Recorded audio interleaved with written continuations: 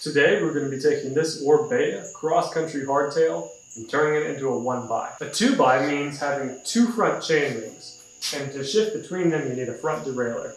So today we're going to be taking the front derailleur off and pulling out the inner chain ring and the outer chain ring and swapping it out for a single chain ring setup. So I think that's going to be clean, aesthetic-wise. It's going to save a little bit of weight. We're going to start by disconnecting the front derailleur cable, which releases tension in this. The next thing we're going to do is take off the cranks.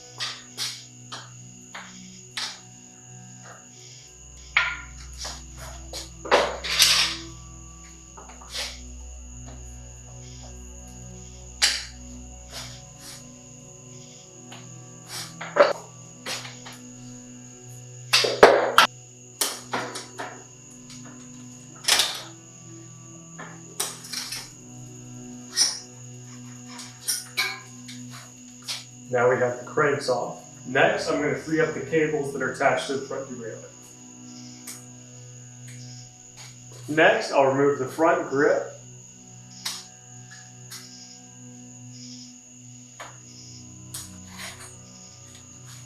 And remove the front derailleur shifter.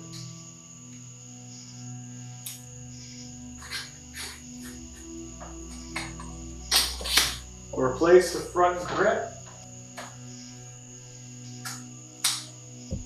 Next, we'll take off the chain, which is done with either a chain tool or with a set of adjustable wrenches or adjustable pliers, which is also an easy way of doing it.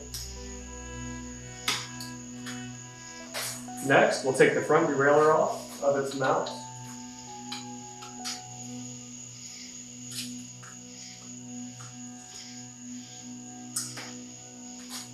So here's the front derailleur. We'll clean up the area around the front derailleur.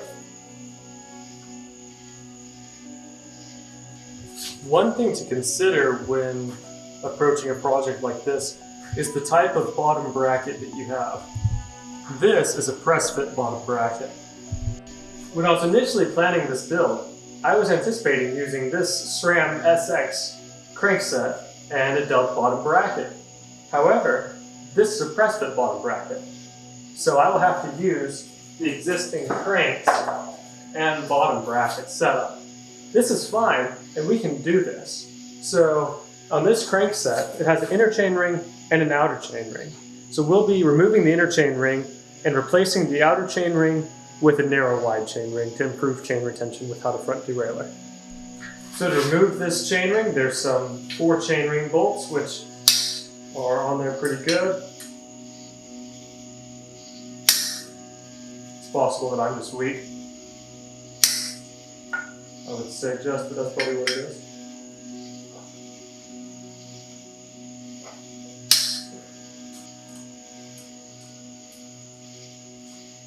The inner chain ring is retained by 4 chainring bolts on the inside of the crank, and the outer chain ring is retained by 4 coming from the outside. Although those have a chain ring nut on the other side. These are into thread holes into the crankset.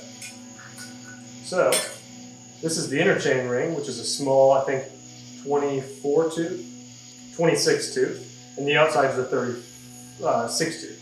So 26 tooth and 36 tooth big chain ring. We're replacing both of them with a single 34 tooth.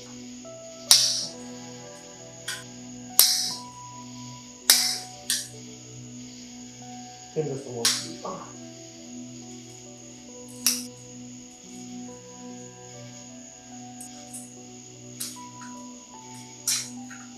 So now we have the chain ring free from the cranks. So the next step will be installing the single chain ring. So we'll be replacing those twin chain rings with this single narrow wide chain ring, which goes on just like you'd expect. And it goes on the exact same way as before. So just tighten up the chain ring bolts. Like so. We've got a 1x. On this bike, we had a dropper post, which has been externally routed. So at this time, we're going to take the opportunity to use the internal routing port from the front derailleur, clean that up a little bit. Now this step, of course, is optional, but we'll be removing this grip again just to clean things up a little bit. To take off the dropper post lever we've currently got installed. There's nothing wrong with this lever, but I've got a better one, so we're going to give it a little upgrade on that too.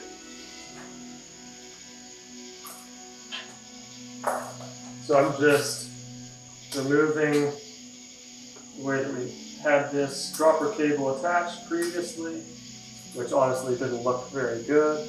We're going to figure out a little better solution. We're also going to be switching out these bottle cages for some kind of classic aluminum ones. In my experience, the aluminum bottle cages tend to be the best performing outside of top dollar carbon cages. So we're going to be swapping them out for some.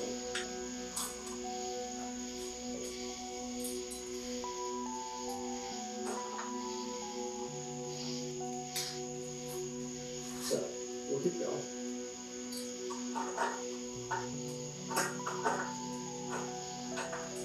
One trick when you're trying to redo an internal cable routing is leave the cable you've already got in there, and you can use the existing cable and housing, kind of couple them together. Now we've got this cable, which is basically two cables coupled together, and we'll just push it through the existing internal cable routing and guide it in there, and out we go. Now we've got this spot which has been old housing out, new housing in, and we're good to go. So here's our new dropper cable. We're going to replace what we had, which was a kind of inline 2x style dropper remote, with the newer 1x style, which is a little bit closer to a shifter, which is more ergonomic and should be a good bonus to this upgrade. And make sure the cables are oriented in a way that makes sense.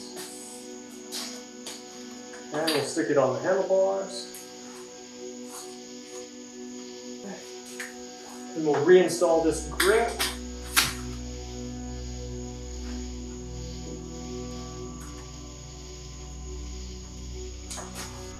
So replace the cable end and crimp it. Alright, now that we've got the dropper post cables a little bit better organized, we're going to take the opportunity to put the actual crankset back together and finish this upgrade. It's as simple as putting in the drive side, putting on the non-drive side, and then putting on the small preload nut on the back. And these are plastic, so it's important to make sure that they get going in straight and not all cross-threaded.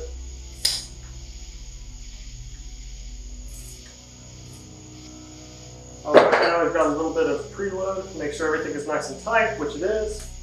The last step will be tightening down the pinch bolts on the opposite side.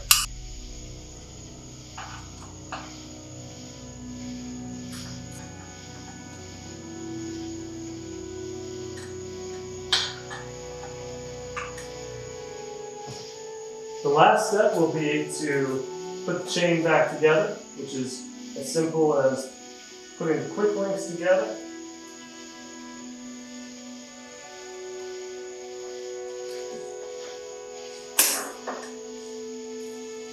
And if the chain is in this section, which it is, all you've got to do is hit it with your fist. That'll snap the quick links together, and now we're good to go. So that's the upgrade. Now my brother's got a bike with a cleaner dropper post setup, and more importantly, a 1x up front, which is going to help him shift through those gears a little bit better. And yeah, really happy with how this turned out. Bike's cleaner, lighter, and better organized, so really happy with the way this one turned out. Thanks for watching.